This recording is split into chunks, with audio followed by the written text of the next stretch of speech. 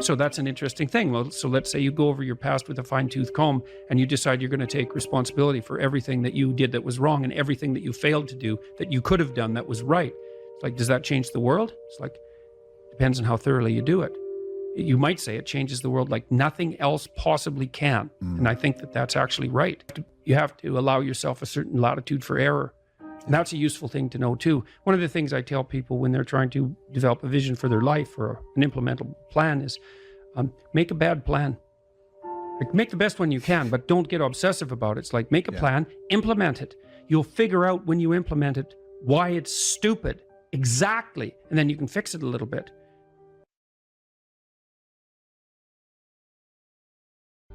If you don't know who you should be, pick something. Pick something. Pick something that would be an accomplishment. Even do it somewhat arbitrarily, because you know, maybe you have too many choices, you don't know what you're interested in. Start somewhere, aim at something, do it. Maybe it's a 6-month certificate at something. Maybe it's an online course. Whatever. Pick something. Work hard at it. See what happens. What'll happen is, well, you'll get more disciplined as a consequence of the work, and so that'll make you a somewhat different person. But also, as you work on it, you'll figure out in more detail why it's for you or why it's not. And then when you make the next decision, you'll be more informed. That's how a self-correcting cybernetic system works, essentially.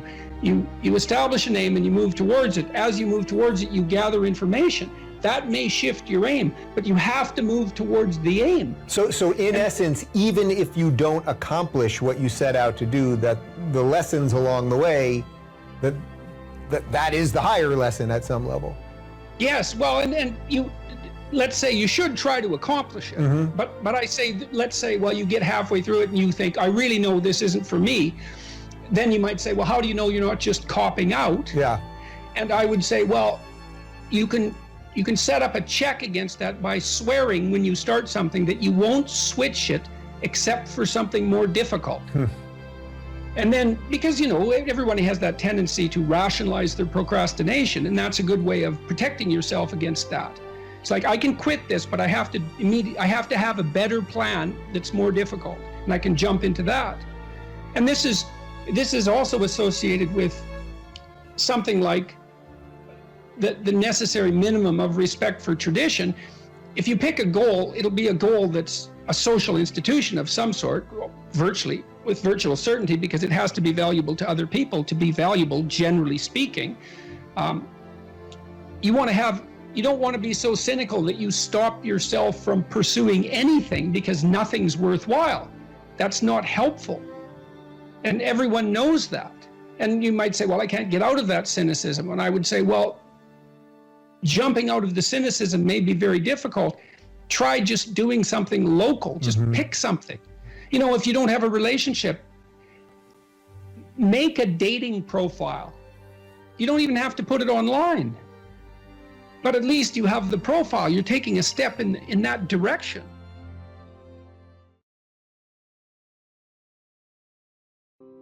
Well, one of the things that I think can be really useful, and this is also a skill that will serve you well for the rest of your life, is to start using a schedule, like a Gmail calendar, and schedule in studying time, for example.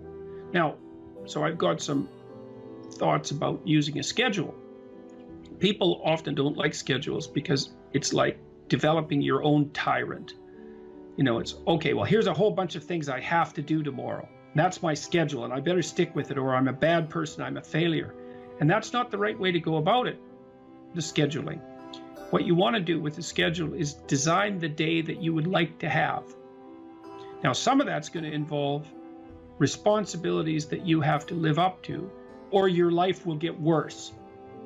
Right? So, but I would say, if you're trying to start learning how to manage your school stress, is like, schedule in 10 minutes of homework. Maybe before you go to school in the morning, if you can get up. You probably can't, because teenagers have a hard time getting up in the morning.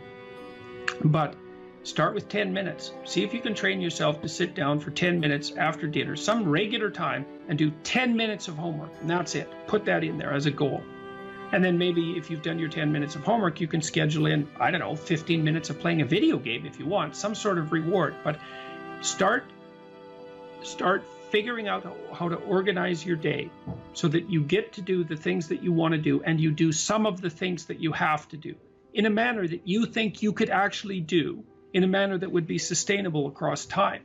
And that, like, the part of your brain that makes you anxious is really unhappy if you don't have a plan. And so one of the fastest ways to start to deal with too much negative emotion, too much stress-related negative emotion, is to make a plan and to make it concrete. And so I would say, and a schedule is an unbelievably useful way of doing that. And you think, in my mind, well, in your mind, well, why am I filling out this calendar for the week? Well, so I know what I'm doing so that I'm not anxious, so that I'm doing things I want to do so I have something to look forward to, and so that I'm doing things that I have to do so that my life doesn't go spiral downhill and make me more miserable and resentful and bitter. And so you can start to use a schedule as your friend, and like that'll take a year of practice to get good at. So if it doesn't work well in the first week, don't give up. Just keep doing it until you get yourself disciplined and are able to stick more and more to your plans. And that will help you so much in your life, you just can't believe it.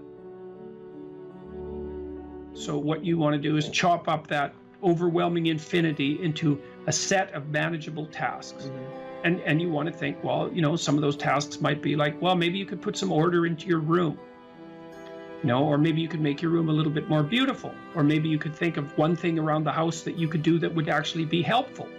And you're doing that to improve your life. That's the point. You're not doing it because someone's shaking a stick at you and telling you that this is what you have to do if you're going to be a good person. That's not the point. And you also, with your schedule, you think, well, I'm going to design this schedule for someone I like. And that person that I'm designing the schedule for that I like is going to be me. And so it isn't the schedule of a slave master to a slave. It's a negotiated schedule that you arrange with yourself so that you can have a decent life.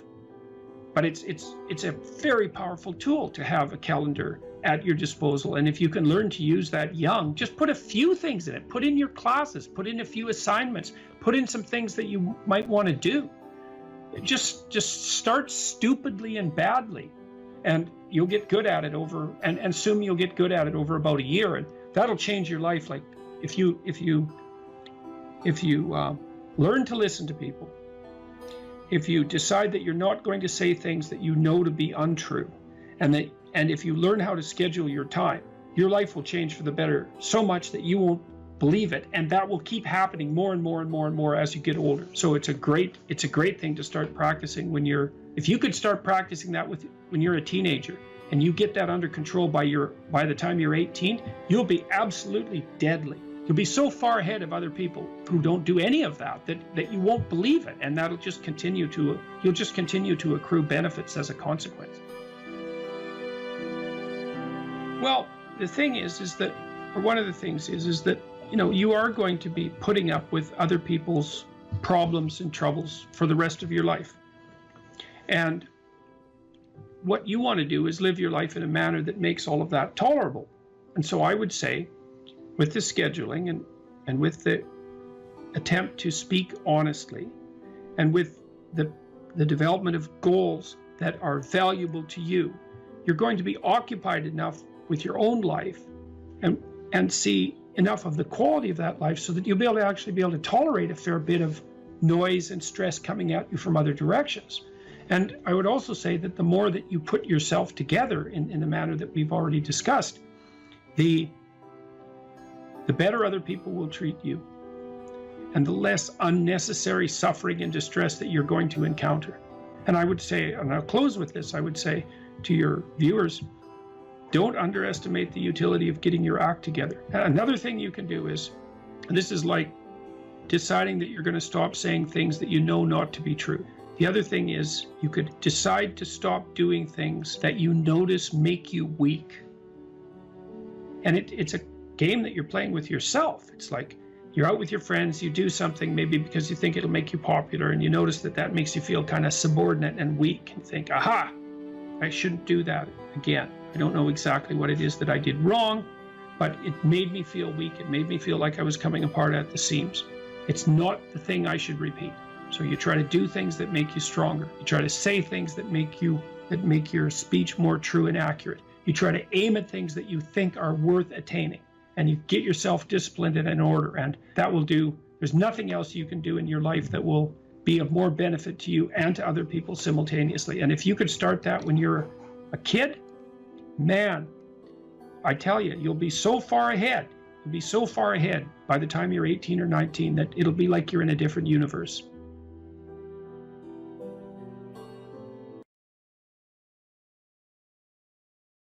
So as men move into their careers, how might responsibility and purpose be conceptualized? Well, look, so I always start from the fundamental observation that life is characterized by a fair bit of suffering. There's a tragic element to life. Tragedy tainted by malevolence. And what that poses a problem, and the problem is, well, what can sustain you through suffering and tragedy? Betrayal and illness, death, loss, disappointment, frustration, confusion. And it's not hedonism. It's not happiness, not if you conceptualize happiness in this narrowly pleasure-seeking hedonic way. First of all, that doesn't iterate very well. You know, you can drink a 26 of vodka one night, and that might be a pretty fun night, but you know the next 2 or 3 days are not going to be so pleasant, and you'll probably do at least 5 things that you seriously regret, assuming you can remember what they are. So it's not a great strategy, and everyone knows that, you know, that casual, impulsive pleasure-seeking is not, it's not a good game. Everyone knows that. And that doesn't mean you should be afraid to try it, right? That's entirely different. You need to bash yourself around a bit. What did William Blake say? Wisdom through excess. There's definitely something to that. So, you know, walling yourself away from experimentation, that's not a good idea. But falling prey to indulgences, that's a catastrophe. So you can't find, and then if your life is proceeding in a direction that's painful and tragic for reasons that might be really out of your control, obviously you're not going to be happy during those times. You may not have even the opportunity to seek anything that's pleasurable or the ability to experience it. So then what's going to sustain you under those circumstances and sustain your will to live, but even more importantly, protect you from the resentment and the moral corruption that unrequited suffering can so easily produce? And the answer to that is not happiness, but something like meaning. And then you might ask yourself, well, where is meaning to be found? And the answer seems to be primarily through the voluntary adoption of responsibility. You know, so people find meaning in the love they have for their partner and their decision to care for someone else as well or better than they would care for themselves. They find meaning in that, and it can sustain itself across many, many decades, for better or for worse. That's no joke, that phrase. They find meaning in the relationship they establish with their children, assuming they take the responsibility for that relationship. They find meaning in their friendships. They find meaning in their business associations, their civic engagement. You know, people moralize at, older people moralize at younger people and say, well, you should accept your responsibility. You should shoulder your duty. And that's true, but it isn't exactly that you should do it because you should do it, even though you should. It's that there isn't anything better that you can possibly do. Like, you have to justify yourself to yourself. You have to justify yourself to yourself because of your inadequacies and your failure and your error and your propensity to repeat errors that you know you shouldn't repeat, your sinful nature. You have to atone for that. And then you have to justify your life to yourself because it's characterized by death and suffering. And so you need something worthwhile to do. And, well, then you might say, well, there's nothing worthwhile to do. It's well, you're probably not really in any position to make that judgment, you know, until you've gone all in at least one thing. At least one thing. Because, like, who the hell are you? You're 16, you're cynical and nihilistic. It's like, you're not wise. You're not a philosopher. You don't know anything. And thank God, right? Because you don't even want to think you know anything because you're bloody miserable and you're suffering. And so if you're also right, well, then you're doomed. So you better bloody well pray that your cynicism and nihilism, unearned though it may be, is based on a fundamental falsehood. And it is. You can find deep significance in your life, and you find it essentially through the decision to voluntarily bear your suffering and to trudge uphill nonetheless. And there's something heroic about that in the most fundamental sense. And that heroism is something so deeply meaningful that it, in some sense, triumphs over even death. And so, as you move forward through life, you mature, you start by developing responsibility for yourself, your friends, your roommates, then you take on a partner, and you have a family, and you expand the domain of responsibility and generosity, and you want to expand that. Who knows how much you can expand that? You know, you could be a credit to the nation. Well, there's an aim. Why don't you aim to be like credit to the nation by the time you're 50? Because what, you got something better to do than that? And the answer to that's no. And, you know, what are you going to do? You're going to pursue endless one-night stands. You're going to bury yourself nose deep in cocaine. You're going to become an alcoholic. You're going to pursue that tinsely, trashy hedonism that is nothing but destructive and generates nothing but self-contempt, and then bitterness, then misery, then vengefulness. It's like, that's why do that? I mean, it's easier in some sense, right? Although it's not, because it's rife with catastrophe and suffering. So it's way better to envision yourself as, that's the cross image fundamentally, right? The pathway to redemption is to bear your cross up the hill voluntarily. It's a hell of a thing to ask, right? Because you have to accept the fundamental limits of your mortal vulnerability. And you have to say to yourself, I will do good nonetheless.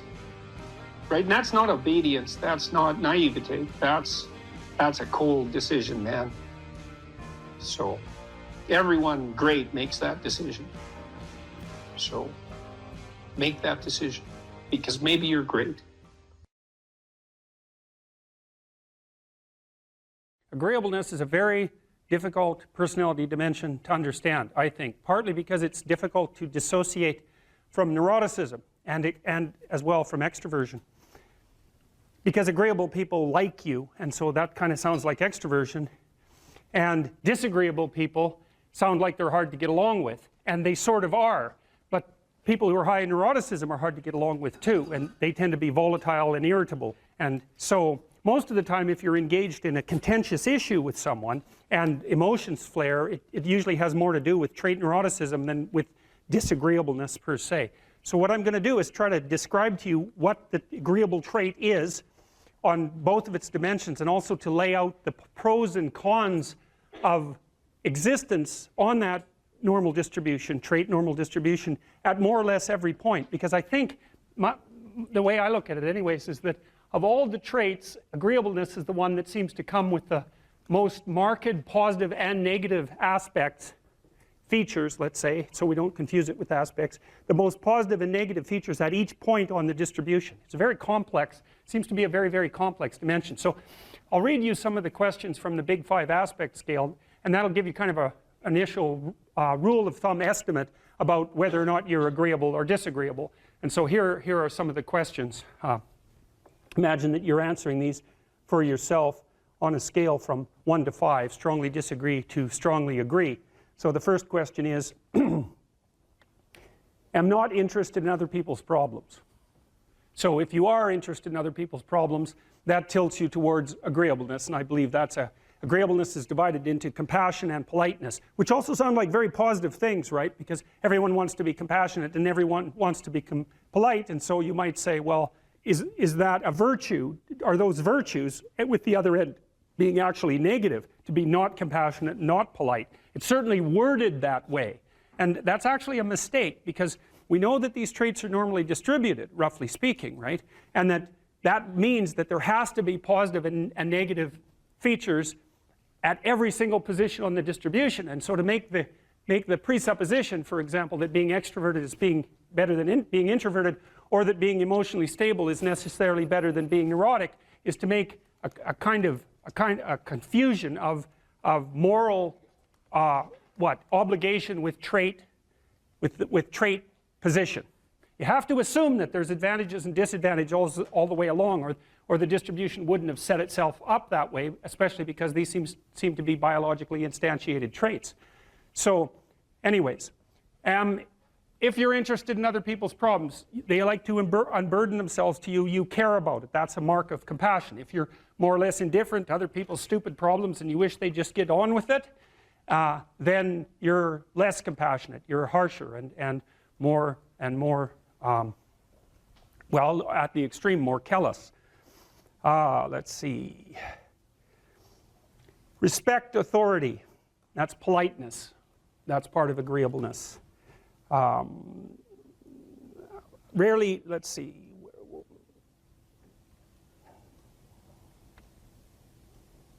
Feel others' emotions. Compassion. Inquire about others' well-being. Compassion.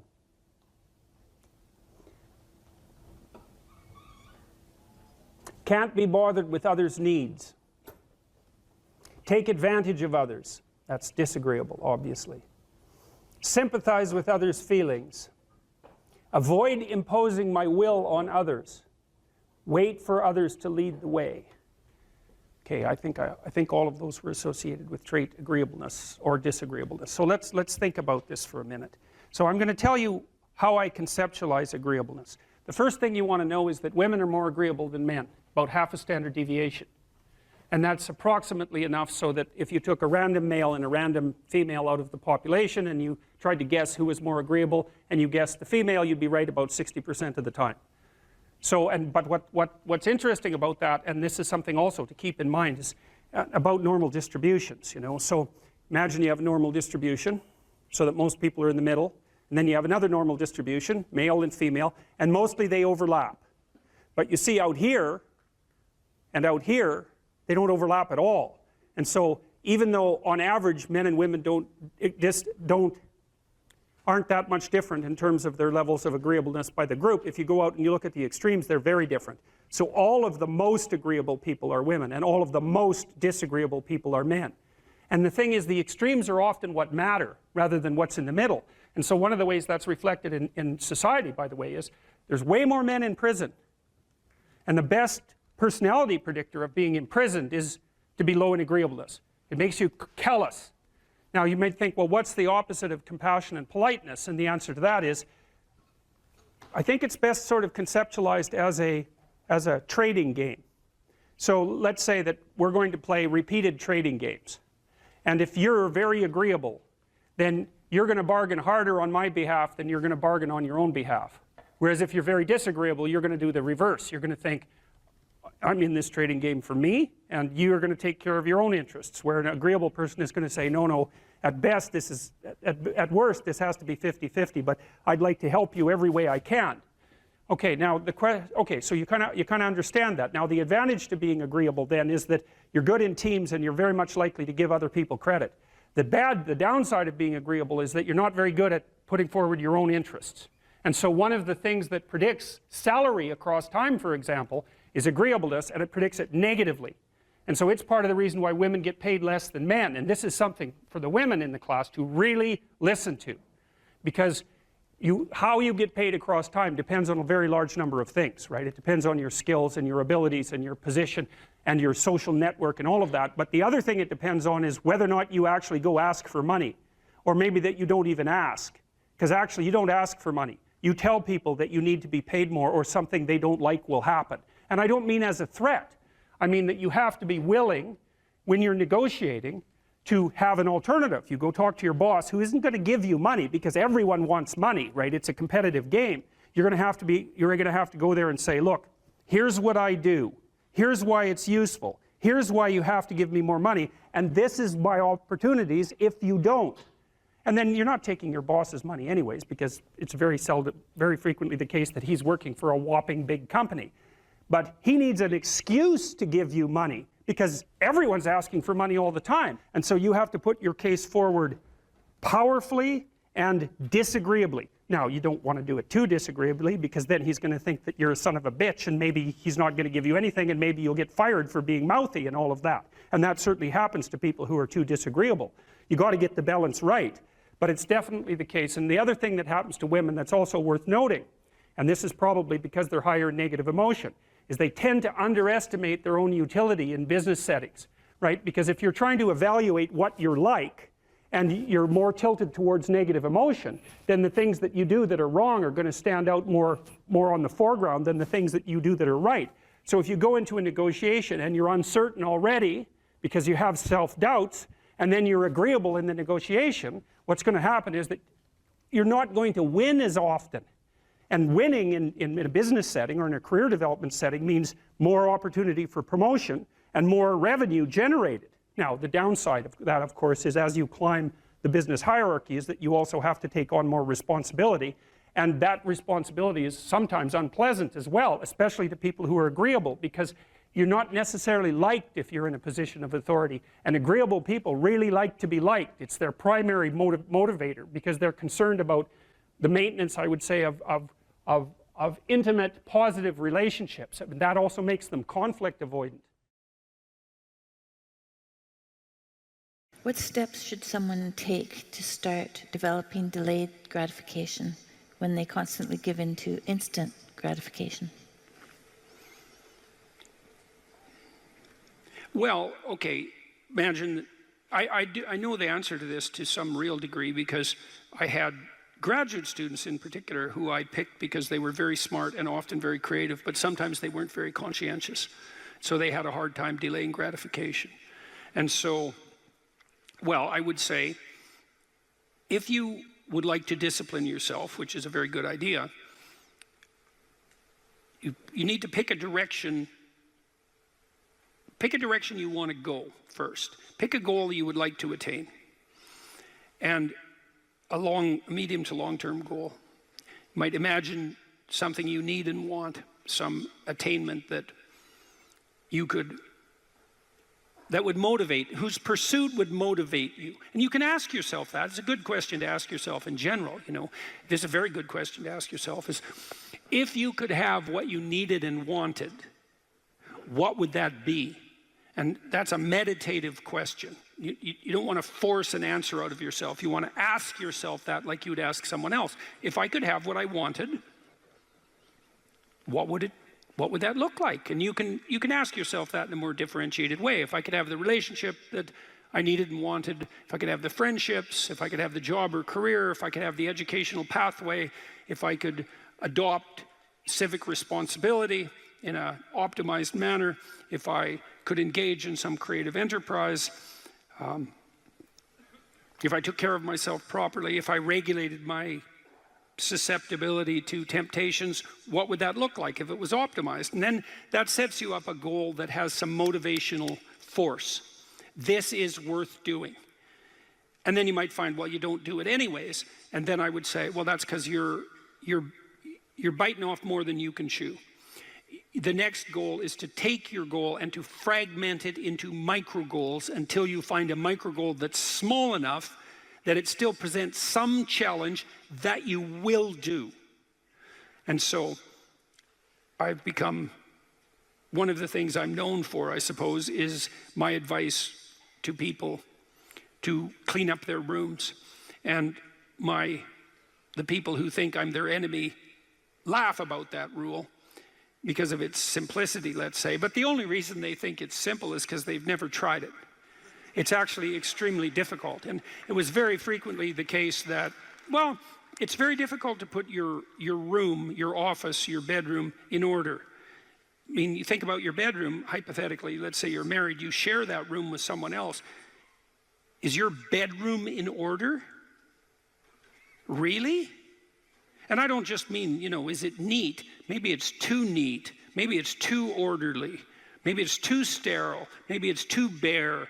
Maybe that characterizes your whole bloody relationship. Maybe, really? And maybe that is genuinely reflected in the state of your room, because it's very probable that that room is a microcosm of your marriage. It's highly probable. And so what that would mean is to organized that room would require the organization of your marital life, not least because if you want to put that room in order, you're going to have to negotiate with your wife about how that's going to be done. And while you're making that negotiation, even in relationship to the micro details, you're going to encounter almost everything that's wrong with your relationship. And so, you know, you might ask yourself when you walk into your bedroom, I hate this bedroom. It's like, you should really think that through. And then you need to think through what you would need to do so that you love that room, or even more complexly, so that you both loved it. Because that's a tough thing to attain, boy. Because you're going to have differences in taste, you're going to have differences in orderliness. There's all sorts of things that you're going to have to negotiate in order to make that room you both inhabit jointly desirable. Anyways, you set yourself a goal, ask yourself what goal you want to set, and then break the goal down into steps that are small enough so that even someone as pathetic as you could manage them. And that requires a tremendous humility. I know it was frequently the case, for example, with my clients, that I would do an analysis of their situation in life, and let's say, just for the sake of argument, that someone was 30, living at home, in the bedroom they grew up in high school, in a complete bloody state of disorder, both moral and practical. And one of the relatively simple steps that we might agree upon with regards to moving forward is the person might think, well, you know, I'm 30, I'm really immature, I haven't taken any responsibility for my life, my mother still makes my bed and cleans up after me. It's like, well, why don't you just start with that?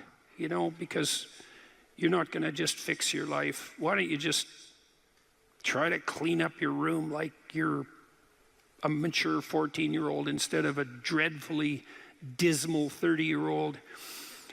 And so, first of all, it's really hard for someone, even if they're desperate, to admit that that's necessary, right? Because it's so bloody humiliating. You mean, really, I'm so damn useless that my basic goal is going to be to clean up my bedroom? It's like, well, looks like it. And actually, it's worse than that, because then you ask the person, you negotiate with the person, they say, well, I'll try to clean up my room. Then they come back the next week and they say, I had one client, this was so funny, he's going to vacuum his rug. That was his goal for the week. He just had a child out of wedlock, and he was afraid that he was going to be a very bad father, which was a very realistic fear. And so he wanted to put himself together, you know, and so that's why he came to see me. And he lived in this squalor, and one thing we decided to do was that he could vacuum the rug, which he hadn't done for like 12 years because his mother would do it. And so it was so funny, it's so unbelievably comical. He went and got the vacuum, a stand-up vacuum, an upright vacuum, and he brought it into his room, but he didn't bring it all the way in. He put it in the doorway, leaning like this across the doorway. And then instead of vacuuming his room, he stepped over that bloody vacuum cleaner for a whole week and then came and told me that he couldn't do it. It's like, it's not surprising to me at all, because you think, well, that's such a trivial thing. It's like, if it was such a trivial thing, he'd have a clean room. It's not trivial at all. That chaos in his immediate environment was deeply emblematic of the chaos of his life. They were the same thing. And so for him to even begin the process of bringing order to chaos, which is a divine process, by the way, and the highest moral requirement, he had to be willing to face the catastrophe, the chaotic catastrophe of his life. And he hadn't done that for like 30 years. Why was he going to start that week? Just because he said he was going to? It's like, good luck. So what you do as a therapist in that situation is you just make the task smaller until you find a task so small, but still moving forward, that the person will do. So I might have said, I don't remember the particulars of the situation, I might have said, well, do you think you can get that vacuum cleaner, do you think you could move it out of the doorway into your room? That's all you have to do this week. Do you think you can do that? And I'd say that and offer that without being contemptuous. Like, you have to be very careful about such things. And I know that this is more complicated than it looks. And I also know that the first step taken towards the domination of chaos and its transformation into order is a cardinal and difficult step. And so you can make it small, and that's fine. It'll still work. So I might say, well, just move the vacuum cleaner inside your room. And then I would also say to someone in that situation, don't do more than that. If the agreement that you've made with me and with yourself is that that's enough, abide by the contract that you've written with yourself and allow yourself to be grateful for the fact that you had the courage to take even a single step forward. And don't push your bloody luck, because maybe you'll have a brief fit and vacuum the whole rug, and then you'll be so annoyed at how you've destabilized your entire life that you'll redouble your attempts to make a mess, and the place will be more like hell than ever for 2 months. It's very probable that that sort of thing will occur if you break the contract you've set with yourself. The upside of this is, because you think, oh my God, that's so dismal, I have to start that low. It's like, yeah, probably, especially if it's a real difficult thing you're trying to sort out. You have to start as low as you are useless, and that's low. So, but the upside is that progress accelerates. It's not linear, and so if you take once you take the first step, the probability that you'll take a slightly larger second step increases, and that increases non-linearly. And so once you get the ball rolling, so to speak, once you start pushing the rock uphill, you can do it faster and faster. And so even if you have to start in a very humiliating manner, that doesn't mean that's where you'll end. One of the things that Tammy and I learned to do, and this was a consequence of me being trained as a behavior therapist, is, we'll just take an example that maybe I was trying to learn how to compliment her when she dressed nicely. And maybe the fact that I wasn't good at that was manifest in the fact that she'd put some effort into her dress, and then I wouldn't respond in the appropriate manner, and that would dishearten her. And I don't particularly remember that exactly happening, but it'll be a perfectly reasonable example. And so then she would be displeased. And then the question would be, well, is she displeased because I'm too stupid to offer a proper compliment? Or is she displeased because she's so needy and lacking confidence that she needs a compliment that would go beyond the ordinary? And the answer is, what the hell do we know? Could be one or the other or both. And so what's a possible solution to that? And one possible solution would be, okay, if you do put some effort into your appearance, or I do, we could reverse the situation, but if you put some effort into your appearance, and you would like to hear from me exactly the words that would reward you for doing that and provide you with the confidence to attempt it again in the future, what would those words be? You look good without a beard, dear. Thank you. You're welcome. Yeah. Very funny. Very funny. And then you can say, well, if you tell me those words, I will repeat them back to you. And then the person who needs the words might object, well, that's false, it's superficial, it's artificial, it's not spontaneous. And if you really loved me, I wouldn't have to tell you what to say. It's like, well, all of that's wrong. It's like, just because I love you doesn't mean I'm not stupid. And so, in fact, I love you might even be evidence that I am, in fact, stupid. So like, help me out here. I don't know what you want, and maybe you could just tell me, and then I'll tell you what you want, and I'll do it stupidly and badly. But I'll be slightly better at it the next time, and maybe if you let me practice 50 times stupidly and badly, I'll get reasonably good at it, and then that's something that we'll be both good at for the rest of our lives. And that's something worth knowing. If you imagine you're upset with your partner because they haven't delivered something to you, whatever it is that you want, and then there's two questions that arises, right? Are you just like immature and greedy and self-centered, or are they useless and incapable of delivering? And neither of you know, and you have to sort that out. And then you also, as the injured party, let's say, might regard it as a moral necessity on your part to indicate to your partner exactly what you want, is to tell them. Like, it looks to me like if you did this or said this, then that would satisfy me. And then you might say, well, is that reasonable? Do you feel that it would be reasonable for you to offer that? Would you be willing to offer that? Am I pushing you too far? Those are all things that have to be sorted out. And then you can practice that, and you can practice that with the resolution of every dispute that emerges. If you're willing to take to yourself the responsibility of communicating to your partner your conditions for satisfaction. It means you have to admit them to yourself too, which is also very difficult. And then you can help your partner take stupid incremental steps forward, in the direction that you'd like to see expand, and then you can get better at that. And it's unbelievably useful. You can get better at how you have dinner together, or breakfast or lunch. Those things repeat every day, so they're very important. You can get better at how you greet each other when you come home. You can get better at the routine that you fall into, let's say, when you go to bed at night or when you wake up in the morning. All these things that repeat, because that's your life, the things that repeat.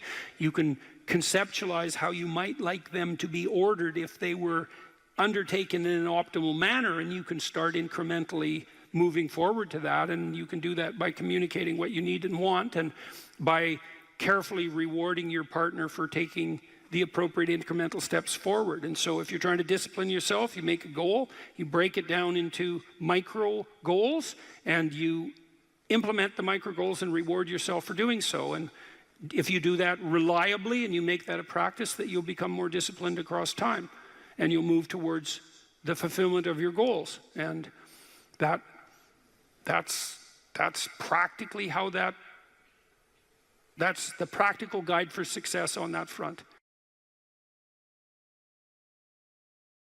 This is the Peter Pan story, roughly speaking. Peter Pan is this magical boy. Pan is the god of everything, roughly speaking, right? And so it's not an accident that he has the name Pan. And he's the boy that won't grow up. And he's magical. Well, that's because children are magical. They can be anything. They're nothing but potential. And Peter Pan doesn't want to give that up. Why? Well, he's got some adults around him, but the main adult is Captain Hook. Well, who the hell wants to grow up to be Captain Hook? First of all, you've got a hook. Second, you're a tyrant. And third, you're chased by the dragon of chaos with a clock in its stomach, right? The crocodile. It's already got a piece of you. Well, that's what happens when you get older. Time has already got a piece of you. And eventually, it's got a taste for you. And eventually, it's going to eat you. And so Hook is so traumatized by that he can't help but be a tyrant. And then Peter Pan looks at traumatized Hook and says, well, no, I'm not sacrificing my childhood for that. So that's fine, except he ends up king of the Lost Boys.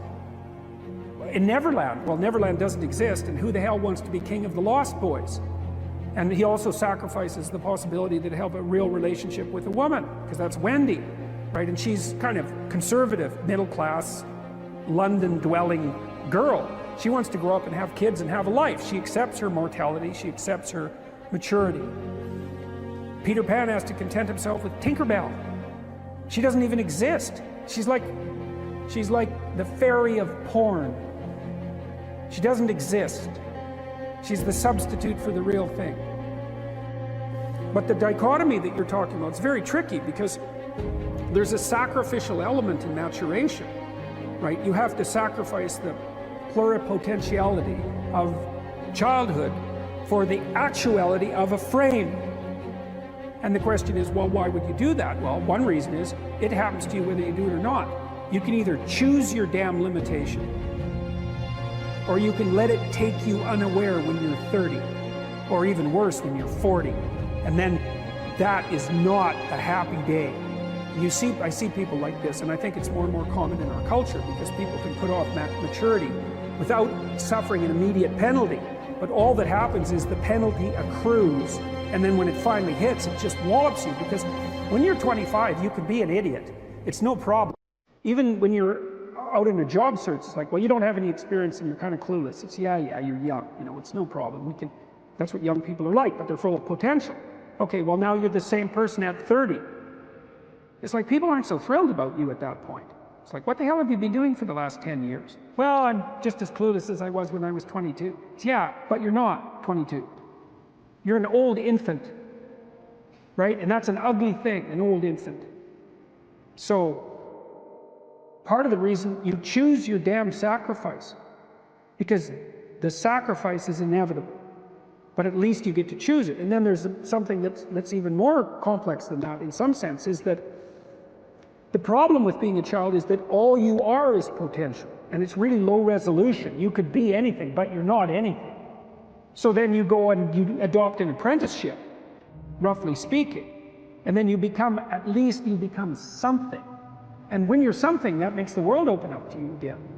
You know, like if you're a really good plumber, then you end up being far more than a plumber, right? You end up being a good employer. You know, if you're a really good plumber, well then you have some employees, you run a business, you train some other people, you enlarge their lives, you're kind of a pillar of the community, you have your family. Once you pass through that narrow training period, which narrows you and constricts you and develops you at the same time, then you can come out the other end with a bunch of new possibility at hand. And Jung talked about that. He thought that part of the proper path of development in the last half of life was to rediscover the child that you left behind as you were apprenticing. And so then you get to be something and regain that potential at the same time. Very, very smart. Well, he was very, very smart. So that's very wise thing to know. So, yeah. Sacrifice. You get to pick your damn sacrifice. That's all. You don't get to not make one. You're sacrificial whether you want to be or not. That's a good thing to know as well. We were sitting in the first row of the plane, and do you remember the guy was a young black man, sort of ran onto the plane. He was wearing a yellow vest. He was a worker working the bridge or something.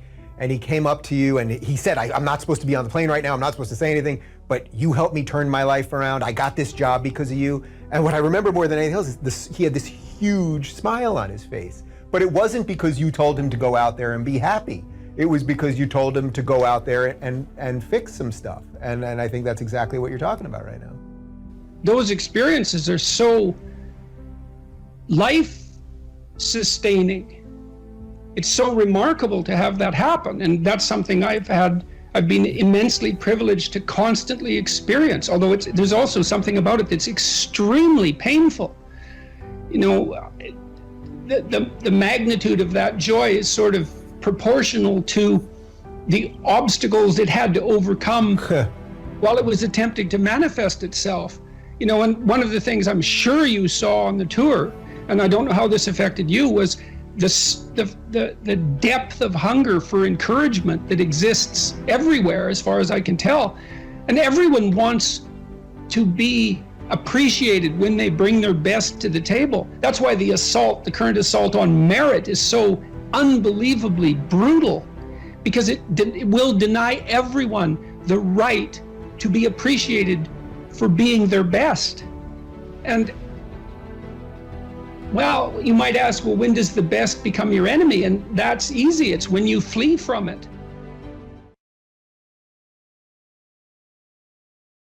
Look, let's say you're socially anxious. Okay, so what happens when you're socially anxious? You go to a party, your heart's beating. Why? The party is a monster. Why? Because it's judging you. And it's judging you, it's putting you low down the dominance hierarchy, because that's what a negative judgment is. And that interferes with your sexual success. And that means that you're being harshly evaluated by nature itself, right? So you are confronting the dragon of chaos when you go into the social situation. And so what do? You're like this, right? You hunch over, and that's low dominance. I'm no threat. It's like, well, that's not going to get you very far. You know, but that's a logical thing to do in the face of a tyrant. So I'm no threat. You know, you look at the king and you're dead. I'm no threat. I'm hunched over. And then what's happening internally? What are people thinking about me? What are people thinking about me? Am I looking stupid? Am I looking foolish? Geez, I'm awkward. I hate being here. Man, I'm sweating too much. It's all internalized, right? It's all self-focused. The eye isn't working. What do you tell people? Don't stop thinking about yourself, because you can't. It's like, don't think of a white elephant. White elephant, white elephant, white elephant. You can't tell someone to stop thinking about something because they get caught in a loop. What you do with socially anxious people is you say, look at other people. Look at them, right? Why? Because if you look at them, you can tell what they're thinking. And then unless you're terribly socialized, and some people are. Some people have no social skills, and so the reason they can't go to a party is because they don't even know how to introduce themselves. Like, no one ever taught them how to behave. And so they're really good candidates for behavior therapy, because you walk them through the process of how you actually manifest the procedures that are associated with social acceptability. But most people aren't like that. They have the ability. So if they're really introverted and high in neuroticism, they can usually talk quite well to someone one-on-one. Why? Because they look at them. Well, if I look at you, it's another thing to do if you're ever speaking to a group of people. Never speak to the group of people. It doesn't exist. You talk to individuals, and then they reflect for you the entire group, because they're all entrained. So you look at one person, they broadcast to you what everyone's thinking, and you know how to talk to one person. So it's easy. So as soon as you focus on the person, not you, you push your attention outward, use your eye, you push your attention outward, and you start watching. Well, then all your automatic mechanisms kick in, and you stop being awkward. Because if we're talking, and I'm looking here, I don't know what you're going to do next, and I'm going to put disjunctions into they're like bad chords in the melody of our conversation, and the reason is I'm not paying attention. So that's why the eye is the thing at the top of the pyramid. It's like the thing that enables you to win the set of all possible dominance hierarchies is the eye. Pay attention. Pay attention. That's the critical issue. That's why the Egyptians worshipped Horus. That's why Horus was the thing that rescued Osiris from the depths. It's the capacity to pay attention. What do you pay attention to most? What your right hemisphere signals as anomalous. It attracts your attention. It's like, this isn't going quite right. I'm not looking at that. Wrong. That's what you look at. That's what you look at. What's not going right. Because that's the terrible monster that might eat you, but it's also the place you get all the information. So that's why it's useful to have discussions with your enemies, because they will tell you things you do not know. And that's such a great thing, because if you don't know them, well, you're not very smart, are you? You know, there may be a time when you go somewhere that's the thing you need to know. And maybe your enemy will tell you why you're such a fool, you know, and a bunch of other things that aren't true too. But even one thing that's accurate, it's like, yeah, thanks very much, man, maybe I'll do some work on that, and I won't have to carry that forward.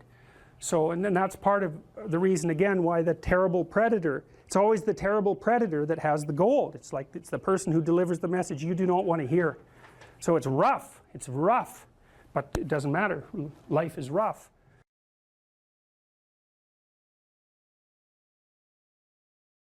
So imagine you have a goal in mind. You want to get to work in the morning. I used to ask my students a question like this, is like, what? Maybe they're going to write an essay. Why are you writing the essay? Why are you in class? Well, I'm in class because I need this class because it's part of my major. Well, why did you pick a major like that? Well, I'm interested in psychology. Well, why did you come to get a degree? Well, I think I need a degree to get a job. Well, why do you need a job? Well, I need a job to keep body and soul together, and maybe to be productive, and maybe to, you know, establish a name for myself. And why do you want to do that? Well, because, you know, it's part and parcel of living properly. And why do you want to live properly? And well, then, and how would you live if you lived properly? And at that point, people are usually unable to answer, you know, because you can just push people with questions about why until they run out of explanations. But the point is that you're always doing whatever you're doing because what you're doing is nested in a sequence of goal-directed actions, and those can be more or less sophisticated. If you're not very sophisticated at all, the nesting might be like 2 structures deep. You know, maybe you're, I don't know, you're bored and you want to go get drunk, you know, and why? Well, because you don't want to be bored. And if someone pushes you a little farther than that, you hit them. And, you know, you don't want to delve into it. But if you're sophisticated, you have a pretty good hierarchy of answers. So you might say, well, why do you want to be a productive and generous citizen? And like I said, people usually bottom out there, but you could say, well, that's part of reciprocal altruism, and if I'm productive and generous, then that'll encourage other people to be productive and generous, and if we're all productive and generous together, then there'll be more for everyone, and we'll all get along better, and we'll get along for a longer period of time, and that'll make us all more stable, and that'll make our societies better. And then you might say, well, why is that relevant? You might say, well, because the alternative to that is something like a descent into something approximating hell, and so that's part of a reflection of the divine order and the eternal battle between good and evil. And then you could push it farther than that, and you could say, well, are you going to be on the side of the redemptive hero, or are you going to be on the side of the eternal adversary? Like, you can keep digging down farther and farther, and the farther down you dig, the more you get down into what you might describe as the implicit religious substrate. And it's very much useful to know that and to make as much of that conscious as possible. So now imagine that you've come to this talk tonight because you've decided to aim up. And maybe you haven't formulated that precisely explicitly, but something is driving you in this direction. And then you come to the talk and you find out that I'm talking about something that isn't what you expected, and it doesn't seem to be moving you along on your pathway forward to that end. And what's going to happen is you're going to be disappointed.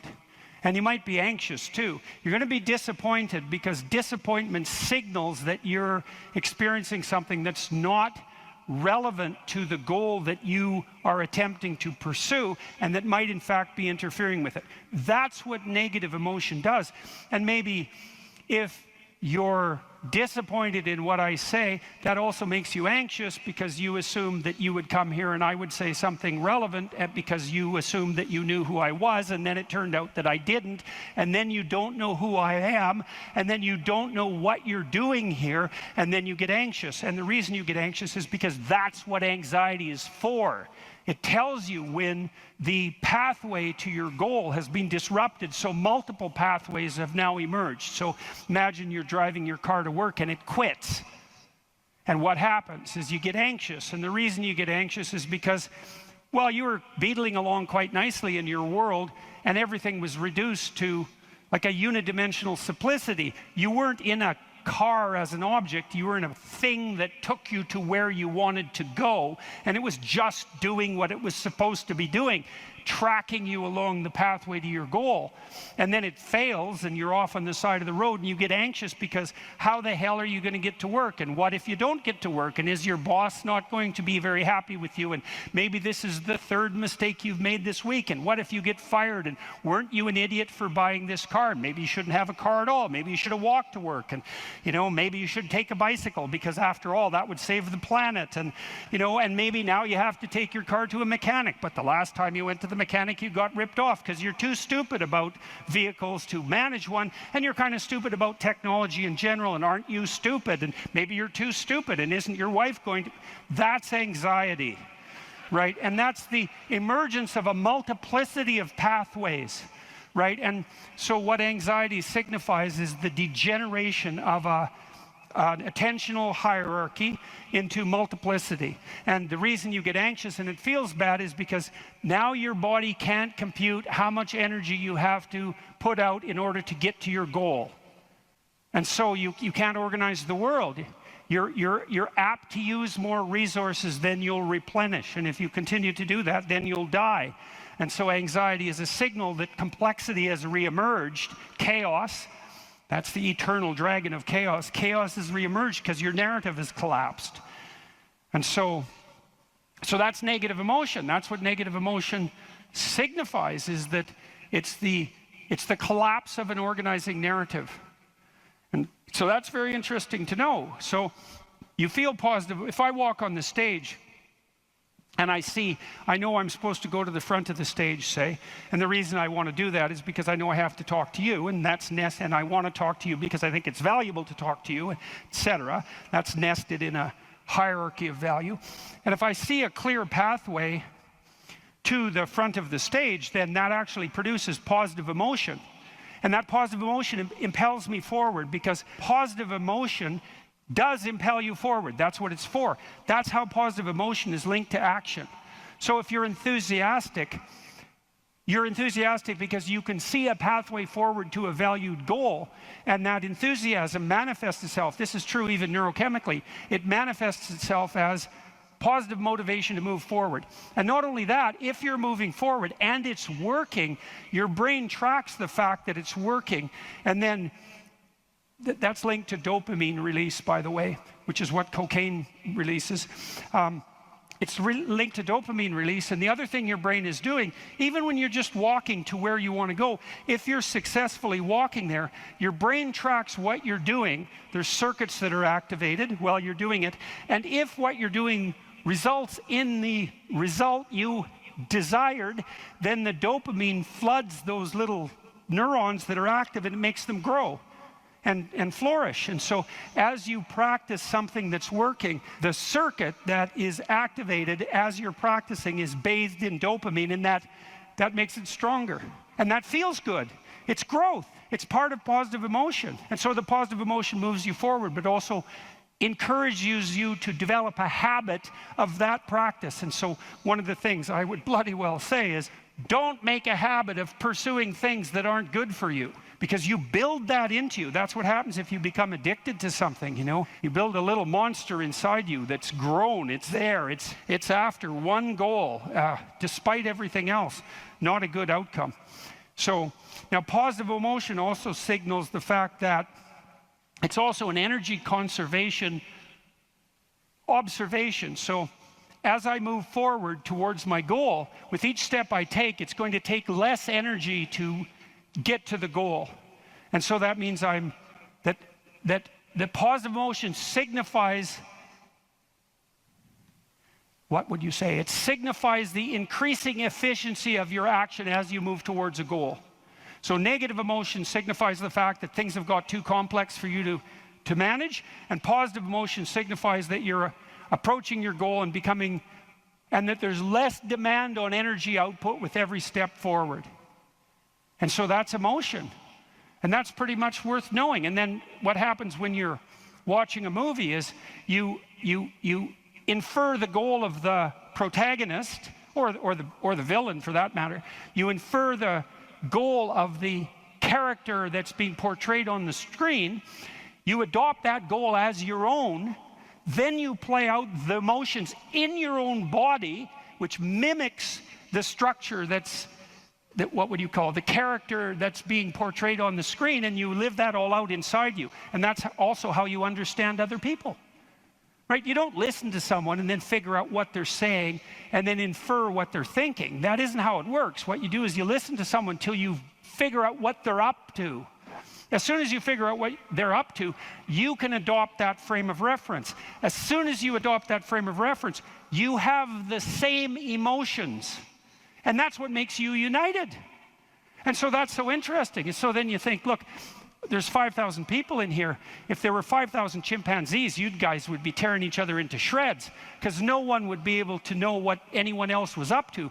But because all of you are here paying attention to the same thing in the same way, you have virtually identical emotional states, and that means instantly your behavior is rendered predictable to one another. And there's no difference between that and peace. They're the same thing. And so what that means is that one of the predicates of a civil, productive, and peaceful society is that everyone inhabits the same narrative. And you might say, well, we don't need the same narrative. It's like, yes, we do, because if we inhabit a different narrative, then we're running emotionally in different directions, and we will not understand each other, and we will run into conflict, and that conflict can become deadly at the drop of a hat. And so it's a precondition for a civil society that everyone is united in the same narrative. And then that begs the question, right? What is the narrative insofar as we're unified? And another question, which is, what should the narrative be? Right? Now, the postmodernists figured out that we looked at the world through a story, but they said their mantra is they became skeptical of meta-narratives, which are uniting narratives. And that's all well and good to be skeptical about meta-narratives, but you run into the problem of internal disunion, because if you don't have a uniting narrative, then you're divided against yourself, and you run into the problem of social disunity, because if we're not looking at the same thing for the same reason, then we can't get along. And those are big problems. Now, the way the postmodernists glided over that immense cataclysmic problem was to offer the proposition that the narrative that unites us is just one of power and oppression, right? And that the fundamental motivation that guides, first of all, even your internal organization, your own internal tyranny, you know, you're oppressing your id or your natural self. And then if you establish a relationship with someone like a marriage, well, that's just a manifestation of patriarchal oppression. And if you organize a business relationship, it's a relationship of mutual exploitation, and so far and so on, all the way up the political hierarchy, all the way back into the past. A more dismal view of human existence couldn't possibly be formulated. And I always think about it as a kind of implicit confession. It's like, so you think the world's all run by power, do you? Okay, I know what game you're playing and attempting to justify, and it's completely bloody preposterous, because first of all, if you tyrannize yourself, you're going to be one miserable creature. Plus, you're going to rebel constantly, as you already know. I'm sure all of you have tried at one time or another in your life to force yourself to do something with a whip, so to speak, and what you instantly find is that you're so condemned to be free that you'll even resist your own tyranny, right? Try telling yourself to do something and see if you do it. I'm going to go to the gym. That's New Year's. I'm going to the gym 3 times a week, 2 hours a day. It's like, no, you're not. You're going to last like 3 days. And then you're going to find an excuse. The rebellious part of you is going to find an excuse, then you're not going to do it. And it's a bloody mystery, isn't it? Because you'd think you could tell yourself what to do. Because otherwise, who are you, you know? You're the part that told yourself what to do, but you don't listen, so what the hell's that part? That's you, that's for sure. So you can't even tyrannize yourself with any efficiency. And then if you're married, men, you're married, try tyrannizing your wife and see how well that works. And like, it might work for 10 minutes, but she's not as big as you, but she's a lot sneakier. And you have to wake up with her tomorrow morning. And so even if you do win the fight, which you won't, she's going to bloody well take it out on you the next day, and no wonder. And so you're bound in that relationship by the necessity of continual iterative interactions, right? And they have to be moderately peaceful, or you're going to tear each other into shreds. And if it's constant conflict, you're both going to just exhaust yourself and die. So how the hell is that going to work? So it has to be at least mutually reinforcing. And maybe if you really got it together well, you could interact with each other in a way that improved your interactions across time. And maybe you're wise enough so that if you were on that track, the way you would experience that in the moment would be as exactly the kind of relationship you'd want to have with someone. And that would be something like the spirit of play and romantic love. And that would be the manifestation of an instinct that orients you across time properly in a relationship in the moment. And that's such a wonderful thing to know, right? That instinct for play and romantic love might be the voice of the wisest instinct you have, the deepest orientation to meaning that you have. You know, because there's nothing more delightful in a marriage or in a family, if you have children, than to be able to engage in something like voluntary play. And you know, if you could have the world set up the way you would want it to, if you had any sense, wouldn't it be something if mostly what you did was something akin to play? And that's equivalent. Christ in the gospel says Know that unless you become like a little child, you'll never enter the kingdom of heaven. And what does that mean? It means to rediscover that intense immersion in life and that capacity for play that characterized us all as children that we can't maintain because we have to mature, but that we could rediscover as adults if we were sufficiently wise and careful. And so, and then, you know, if you have friends, it's like, well, you tyrannize your friends? Well, then you don't have friends. You're just a bully with henchmen. And as soon as you stumble, they're going to stab you in the back because you surrounded yourself with craven psychopaths. And they're just going to wait for the moment to take you out. That's not a friendship, obviously. And if you're running a business, and those of you who've run businesses who have a clue know this is true, it's like, what happens if you rip off your customers? Well, you can get away with it once or twice, but word gets around in no time flat, and then you're just done and bitter and resentful because your idiot machinations didn't work. But if you engage in fair trade and you're reliable and you deliver what you promised and you're half decently good to your employees and the people that you work for, then they're going to be pleased with you, and they're going to come back and they're going to talk to their friends about how well you did, and you're going to flourish. And none of that's arbitrary. You know, that's all guided by the manifestation of a certain form of attentional priority, right? You go to your customer's house, maybe you're a plumber, and the first thing you do is you listen to their damn problem. And so at least you have enough sense to engage in dialogos, right? You actually want to hear what the problem is, and then you actually want to solve it. And if you do that with some diligence, they're going to be pleased with you because they don't want sewage all over the rug. And so your interests are aligned, and if you offer what you promise, then you're going to evoke positive emotion in them and quell their anxiety, and that's exactly the service that you're offering. And so that means you're acting out the proper story, you're productive and generous and honest, and there's nothing arbitrary about that as a ethos that unites you internally and that also makes it possible for you to exist in a peaceful and productive society. What could you do to improve yourself? Well, let's step one step backwards. The first question might be, why should you even bother improving yourself? And I think the answer to that is something like, so you don't suffer any more stupidly than you have to. Accept responsibility for the catastrophe of your life. And that way you transcend it.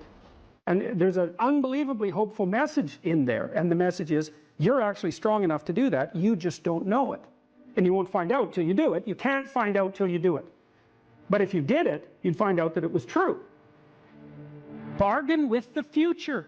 Wow, that's just, what an idea that is. You know, it's so unlikely. It's a massive risk. It's the ultimate in risks, right? You have to be willing to lose your life in order to find it. What you're willing to forego today's pleasure for tomorrow's advantage. And that's what sacrifice is. And I would say, start where you can start. You know, if something announces itself to you as in need of repair, that you could repair, then, hey, fix it. You fix 100 things like that, your life will be a lot different. If I wanted to spend 10 minutes making this room better, what would I have to do? And you have to ask yourself that, right? It's not a command, it's like a genuine question. And things will pop out in the room that you know, there's a stack of papers over there that's kind of bugging you, and you know that maybe a little order there would be a good thing. There's some rubbish behind your computer monitor that you haven't attended to for like 6 months, and the room would be slightly better if it was a little less dusty and the cables weren't all tangled up the same way. And if you allow yourself just to consider the expanse in which you exist at that moment, there'll be all sorts of things that'll pop out in it that you could just fix. So life is brutal, and what you have to set against that is possibility. So I would say if you're 16 and your life isn't so happy, it's like, look around and see if there are opportunities that people are granting you, even imperfect opportunities, because they're going to be imperfect, that you could exploit in the proper way and learn and grow. But the fundamental lesson, the more fundamental lesson that's underneath that is, don't let what you are stop you from being what you could be. So imagine that there's you and there's the potential inside you, whatever that is. You know? And potential is an interesting idea because it represents something that isn't yet real, yet we act like it's real. And that potential is partly what you could be if you interacted with the world in a manner that would gain you the most information. You take yourself and you put yourself in a new environment. New genes turn on in your nervous system. They encode for new proteins. And so you're full of biological potential that won't be realized unless you move yourself around in the world into different challenging circumstances, and that'll turn on different circuits. Now, I often tell people too, fix the things you repeat every day, because people tend to think of those as trivial. You get up, you brush your teeth, you have your breakfast, you have your routines that you go through every day. Well, those probably constitute 50% of your life. And people think, well, they're mundane, I don't need to pay attention to them. It's like, no, that's exactly wrong. The things you do every day, those are the most important things you do. Hands down. All you have to do is do the arithmetic. You figure it out right away. So 100 adjustments to your broader domain of being, and there's a lot less rubbish around and a lot fewer traps for you to step into. Once you've got your mind and your emotions together, and once you're acting that out, then you can extend what you're willing to consider yourself and start fixing up the things that are part of your broader extent. While you're experiencing things announce themselves as in need of repair, doesn't mean that it's you right then and there that should repair them. You have to have some humility. You don't walk up to a helicopter that isn't working and just start tinkering away with it. You have to stay within your domain of competence. But most of the time, if people look at their lives, it's a very interesting thing to do. I like the idea of the room, because you can do that at the drop of a hat. You go back to where you live and sit down and think, okay, I'm going to make this place better for half an hour. What should I do? And you have to ask, and things will just pop up like mad. And it's partly because your mind is a very strange thing. As soon as you give it an aim, a genuine aim, it'll reconfigure the world in keeping with that aim. That's actually how you see to begin with. And so if you set it a task, especially, you have to be genuine about it, which is why you have to bring your thoughts and emotions together, and then you have to get them in your body so you're acting consistently. You have to be genuine about the aim, but once you aim, the world will reconfigure itself around that aim, which is very strange. And it's technically true. And so I think that you can, in fact, decide to take on the load that's optimally meaningful if you want, and then you get to have your cake and eat it too. You're on the pathway to continual incremental improvement. You only have to burn off a feather at a time instead of having the whole bloody thing burst into flames.